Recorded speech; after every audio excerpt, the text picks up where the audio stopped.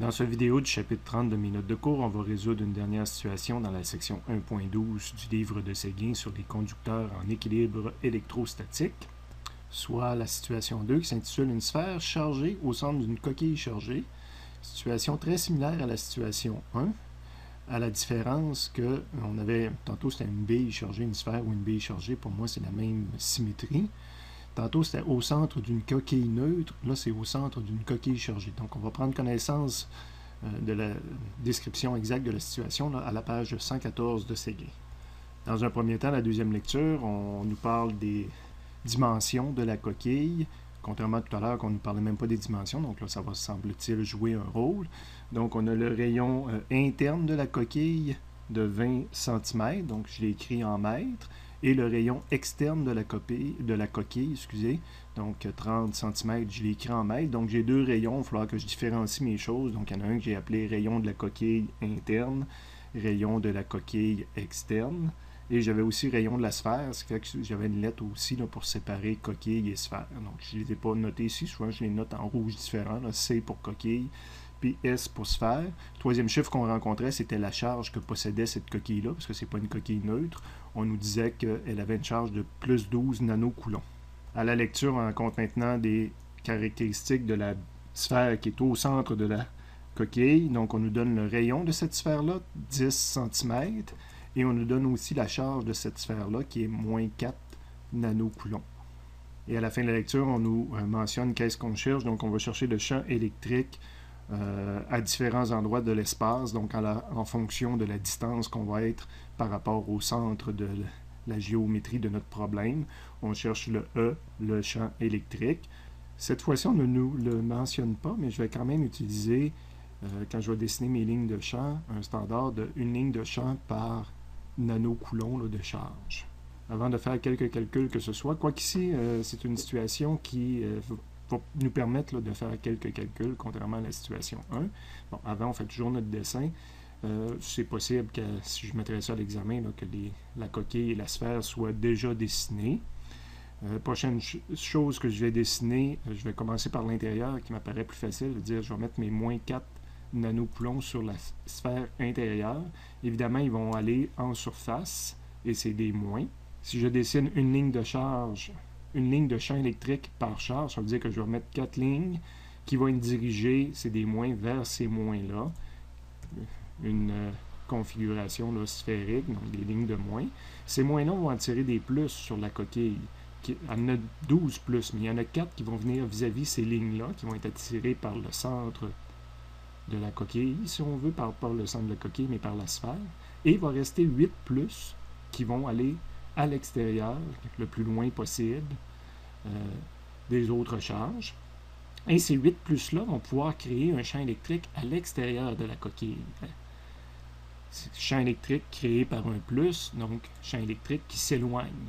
Donc ma configuration complète de champ électrique va être ça. Donc j'ai du champ électrique à un moment donné qui a l'air d'aller vers l'extérieur, puis entre les deux, j'ai un champ électrique qui va de la coquille vers la sphère.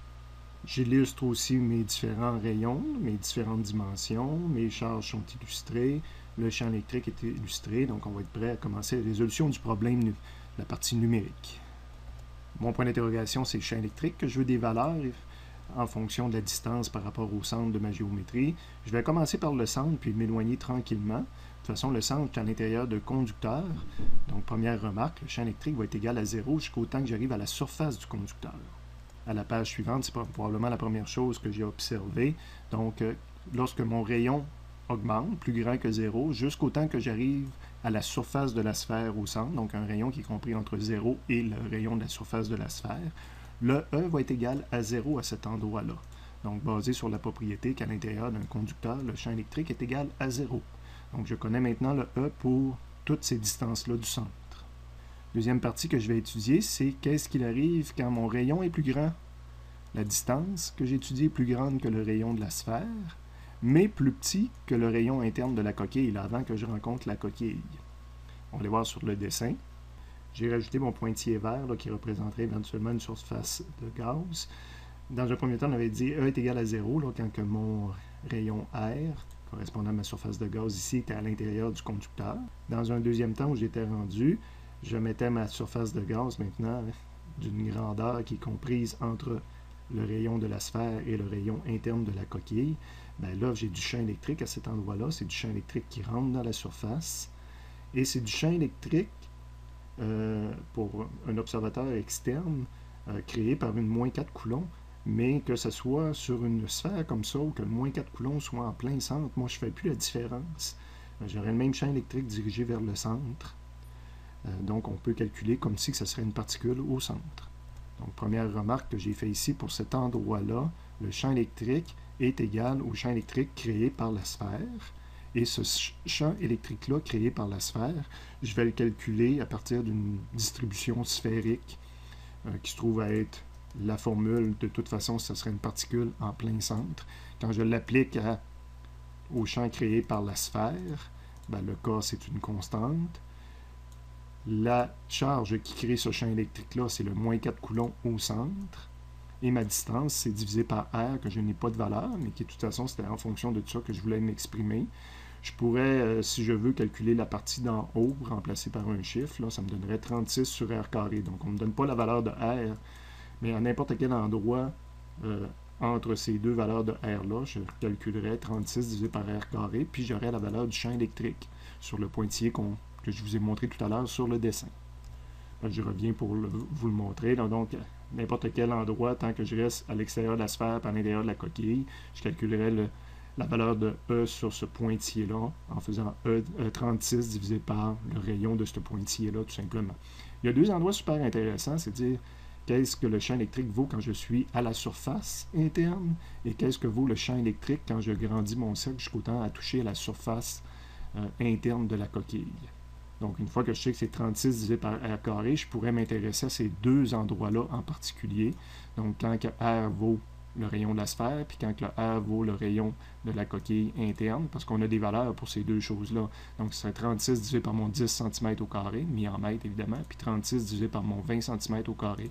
Donc, ça me donne la valeur de E exact à ces deux endroits-là qu'on me fournissait des données au départ. Après ça, ben, mon rayon va continuer à grossir puis rentrer à l'intérieur de la coquille. Donc, prochain grand step, c'est quand je suis à l'intérieur de la coquille, donc plus grand que le rayon interne de la coquille, puis plus petit que le rayon externe de la coquille. Donc, je suis à l'intérieur d'un conducteur. Encore une fois, ça va être un E égale à 0 à cet endroit-là. Sur mon dessin, là, mon pointillé est rendu à l'intérieur comme ça, mais il n'y a pas de champ électrique à cet endroit-là. On ne l'avait pas dessiné, puis il y a une propriété qui nous dit que E est égal à 0. Et finalement, je vais grossir encore mon cercle et dire quelle est la valeur du champ électrique quand je suis à l'extérieur de la coquille. On voit qu'on a tracé nos lignes de champ. Un observateur qui serait à l'extérieur, il verrait 8 lignes de champ dessinées. Pour lui, il ne sait pas si ces 8-là ont été créées par cette configuration-là bizarre qui est à l'intérieur, ou si j'aurais mis 8 plus tout au centre, une particule aurait créé le même champ électrique. De retour à notre résolution numérique. Finalement, pour un rayon, un endroit dans l'espace où je suis, la distance est plus grande que le rayon extérieur de la coquille, le champ électrique va maintenant être égal au champ électrique qui a été créé par tout le système de charge qui est à l'intérieur. Et ce système de charge-là, on l'a mentionné, peut être vu tout simplement là, comme une charge, une symétrie sphérique qui peut être au centre, qui peut être n'importe où, mais de 8 coulombs. Donc, E est égal à la valeur de K, la valeur de charge du système, le 8 coulombs, c'est le 12 moins le 4, tout ce qui est à l'intérieur et qui possède une symétrie sphérique. Et si on fait la multiplication d'en haut, on se retrouve que ça donne 72 divisé par ma distance au carré. Je peux au moins calculer cette valeur-là justement quand R est égal au rayon extérieur de la coquille. Donc quand je suis à 30 cm, j'ai 800 nanocoulomb. Il me resterait, si je veux, à tracer une courbe du champ électrique en fonction de R. Évidemment, quand je commence au centre, quand R est proche de 0, on avait vu qu'on était égal à 0. C'est la première observation que j'avais eue ici, tant qu'on était à l'intérieur de la sphère. Quand on arrive à la surface de la sphère, je suis à 3600 nanocoulomb. Donc, ça serait la valeur que j'ai augmentée ici. J'aurais dû mettre sur l'échelle ici vis-à-vis 3600.